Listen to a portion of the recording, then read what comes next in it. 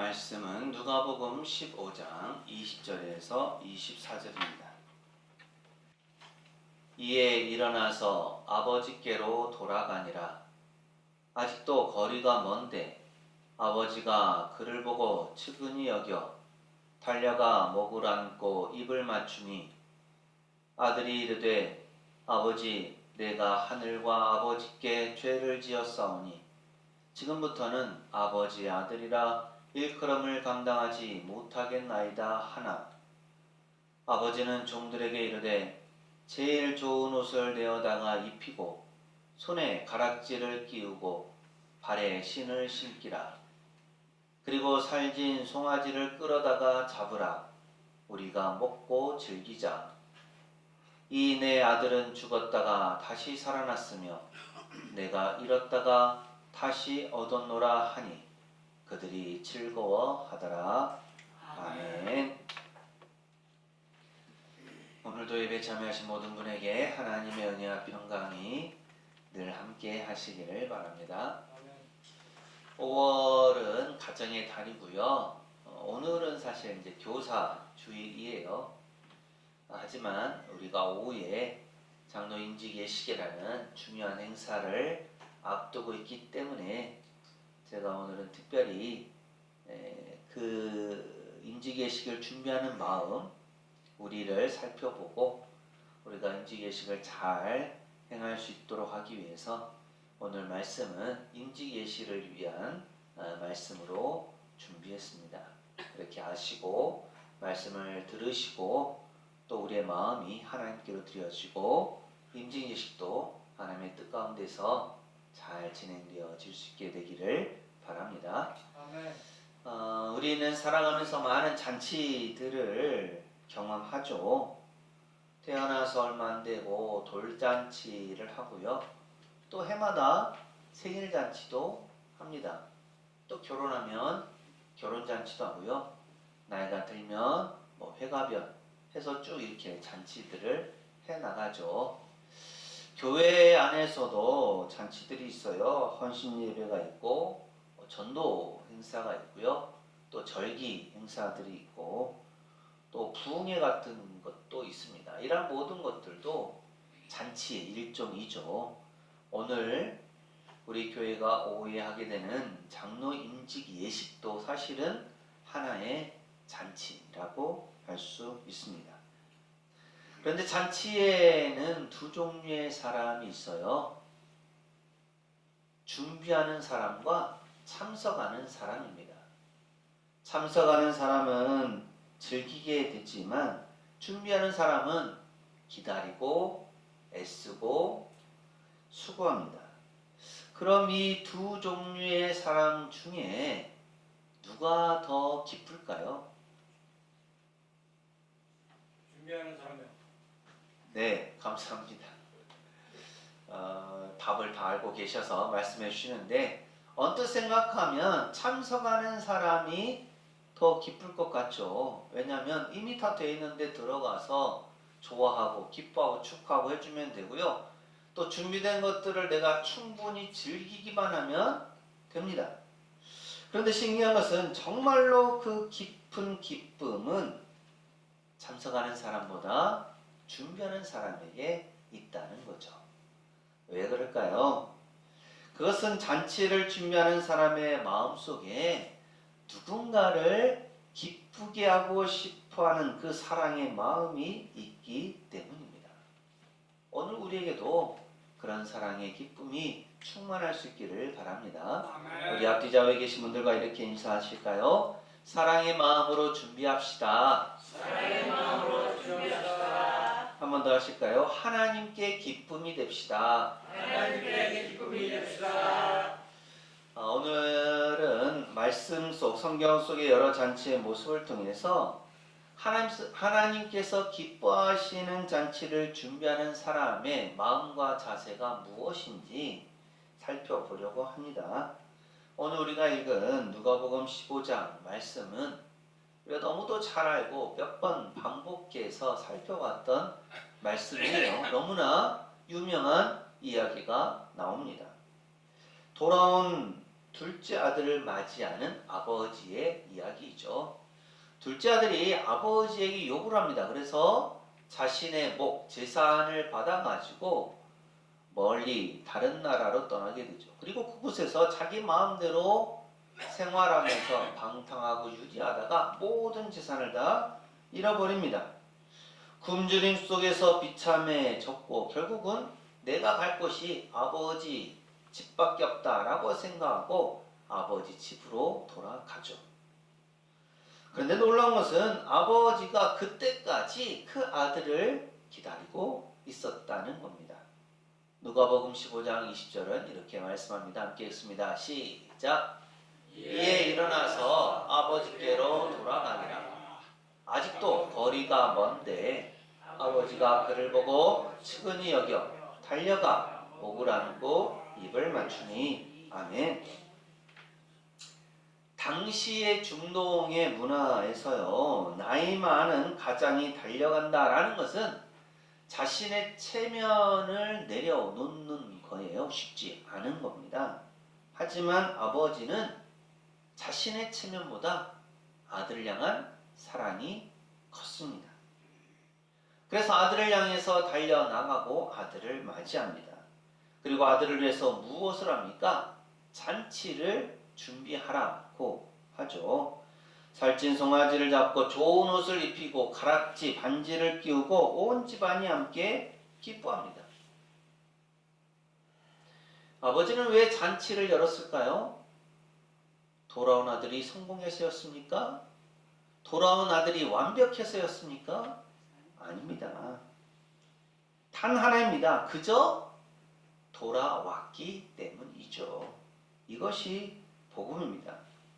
하나님은 완벽한 사람 때문에 기뻐하는 것이 아니라 돌아오는 사람 때문에 기뻐하십니다. 잔치를 준비하는 사람의 마음도 이래야 되죠. 사람을 살리고 싶은 마음입니다.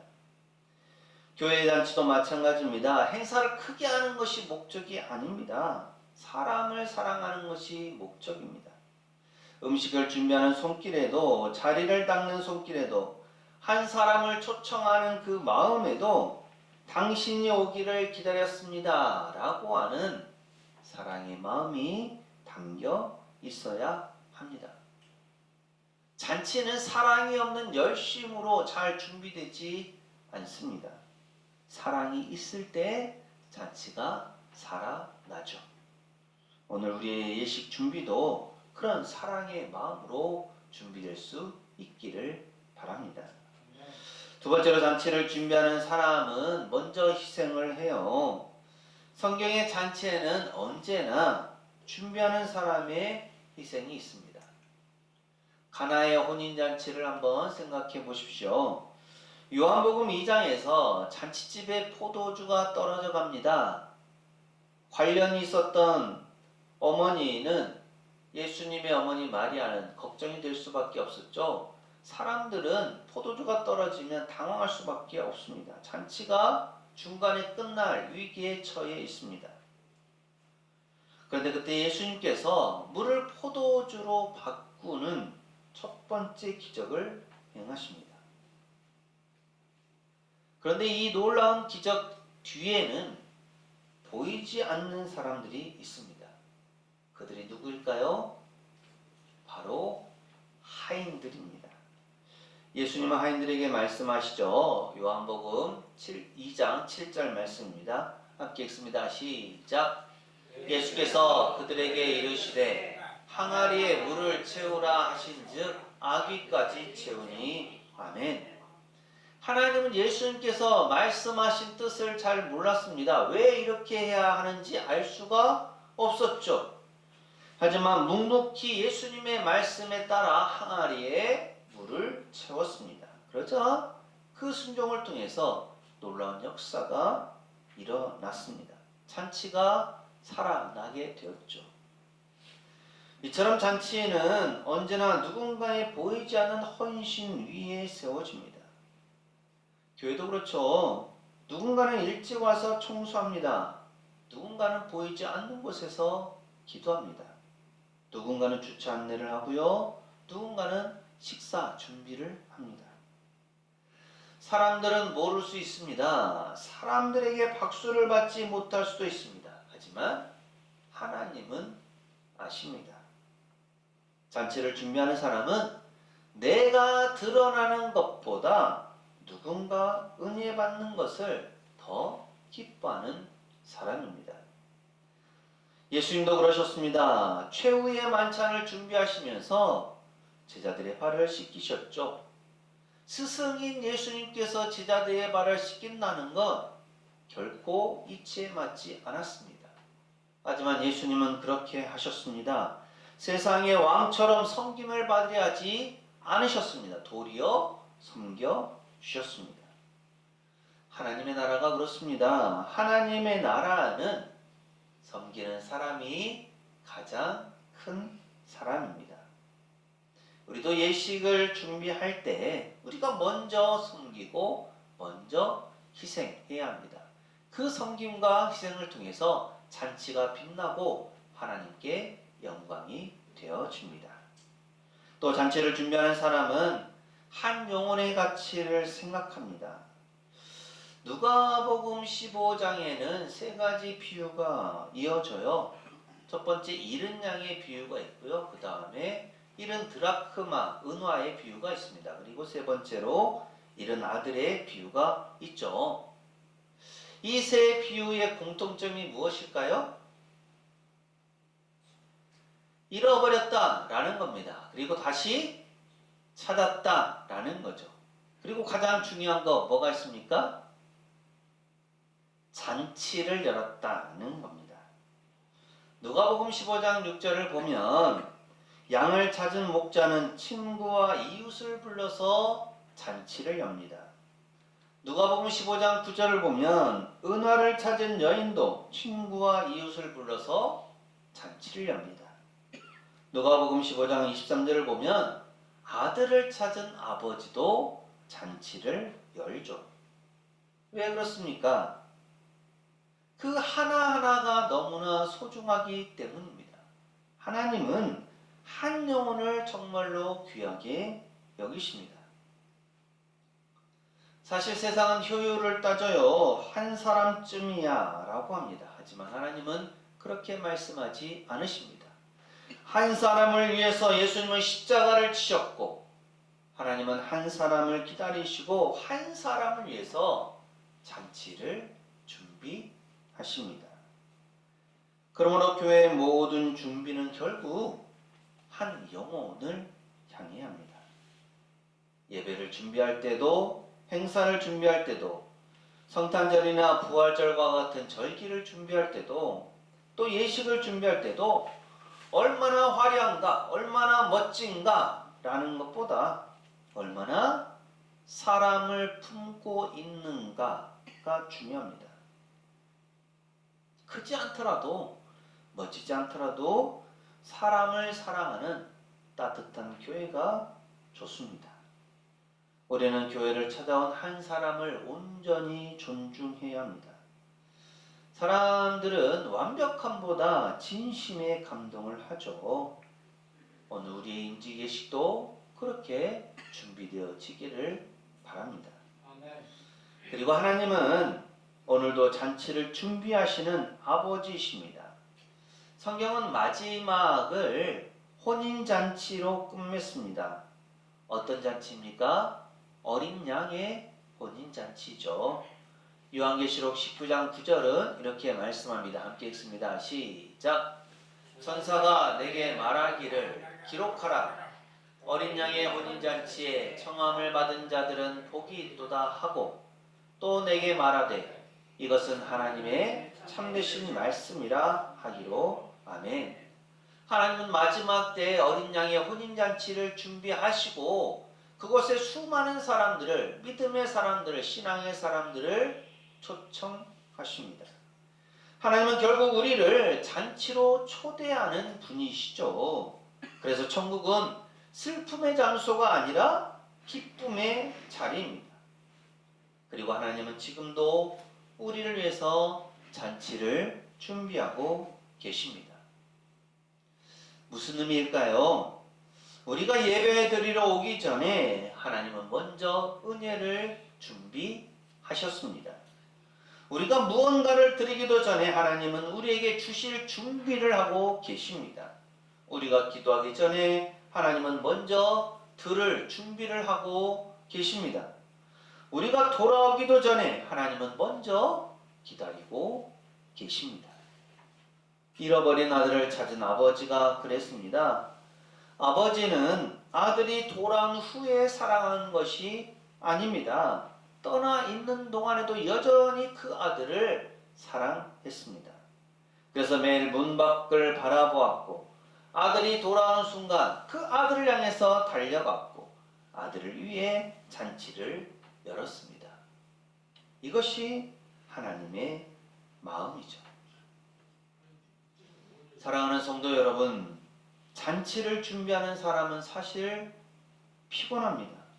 수고가 많습니다. 때로는 서운하기도 합니다.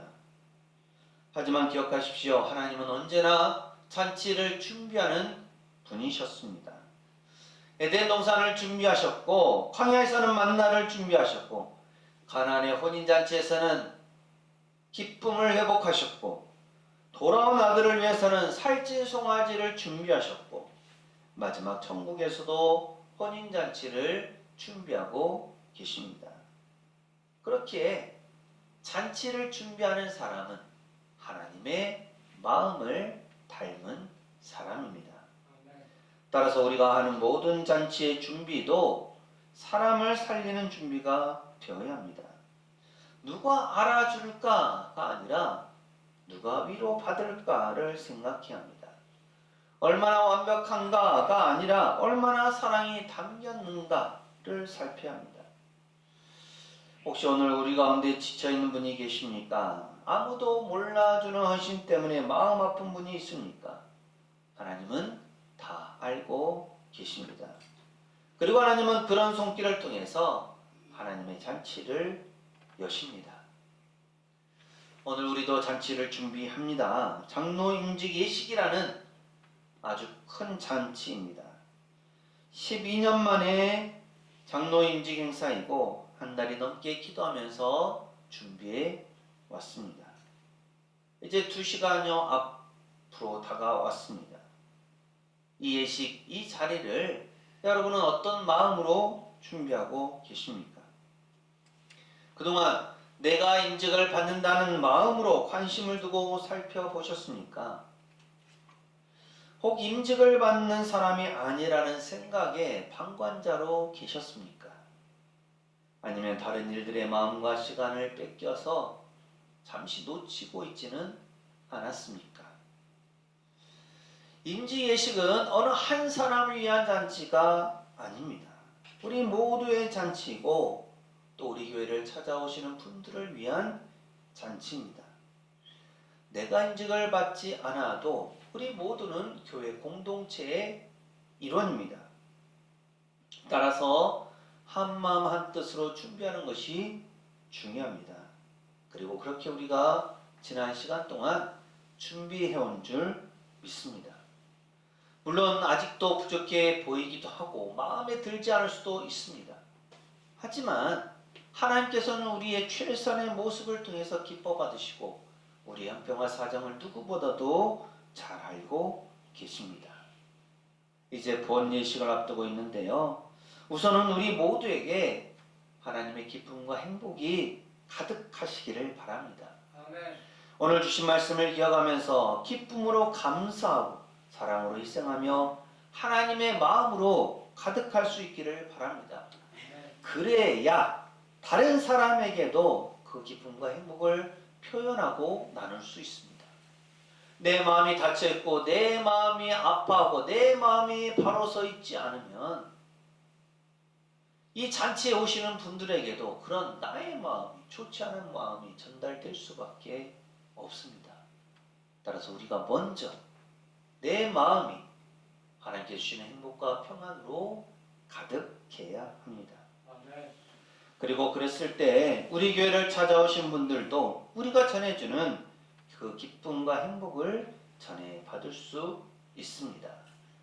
물론 겉모습이나 완벽함을 추구하는 것도 중요합니다.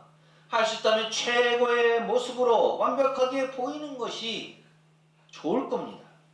하지만 그렇지 않더라도 우리가 잊지 말아야 할 것이 있습니다. 그것은 하나님께서 우리의 마음을 아시고 우리의 형편을 아시고 우리의 모든 것을 아신다는 사실입니다. 우리가 그동안 기도하면서 잘 준비했다면 비록 조금은 부족해 보일지라도 하나님께서 감춰주시고 또 부족한 부분이 있다면 하나님께서 채워주시리라 믿습니다. 모쪼록 오늘 오후의 임직 예식이 하나님께서 기뻐하시는 잔치가 되기를 바랍니다. 그리고 우리 모두에게도 큰 은혜가 되는 임직 예식 또한 우리 교회를 찾아오는 모든 분에게 하나님의 따뜻한 사랑의 마음이 전해지는 복된 시간이 되시기를 간절히 소망합니다. 기도합니다. 저희 교회를 사랑하신 하나님,